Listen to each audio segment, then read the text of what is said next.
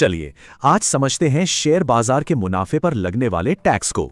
तो सबसे बड़ा सवाल, शेयर मार्केट के प्रॉफिट पर आखिर टैक्स लगता कैसे है? सबसे पहले बात करते हैं लॉन्ग टर्म कैपिटल गेन्स यानी LTG की। ये समझना बहुत आसान है। अगर कोई शेयर 1 साल से ज्यादा रखकर बेचा जाए तो उसके प्रॉफिट को LTCG कहते हैं। और इसी प्रॉफिट पे लगता है इनकम टैक्स का सेक्शन 112A। अब मजेदार बात यह है कि इस सेक्शन के लिए कुछ शर्तें पूरी करनी पड़ती हैं। बजट 2024 में एक बड़ा बदलाव आया, टैक्स रेट को अपडेट किया गया है। लेकिन एक अच्छी खबर भी है, इन गेन्स पर हर साल एक छूट मिलती है। मतलब साल में पहले 1.25 लाख रुपए के टोटल LTCG पर कोई टैक्स नहीं है। तो टैक्सेबल गेन कैसे कैलकुलेट होता है? इसके बस 4 आसान स्टेप्स है।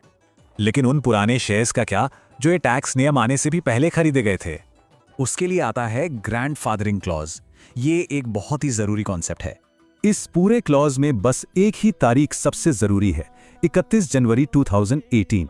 सीधे शब्दों में कहें तो इस तारीख से पहले का सारा प्रॉफिट टैक्स फ्री हो जाता है।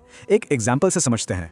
इस टेबल से साफ है कि कैसे 23 लाख का असल प्रॉफिट टैक्सेबल गेन बनते बनते सिर्फ 3 लाख रह गया। तो अब सवाल आता है, इस टैक्स को कानूनी तौर पर कम कैसे करें? जवाब है टैक्स हार्वेस्टिंग। चलिए इसे थोड़ा डिटेल में जानते हैं। इसके 2 मेन तरीके हैं, एक है टैक्स गेन हार्वेस्टिंग और दूसरा टैक्स लॉस हार्वेस्टिंग।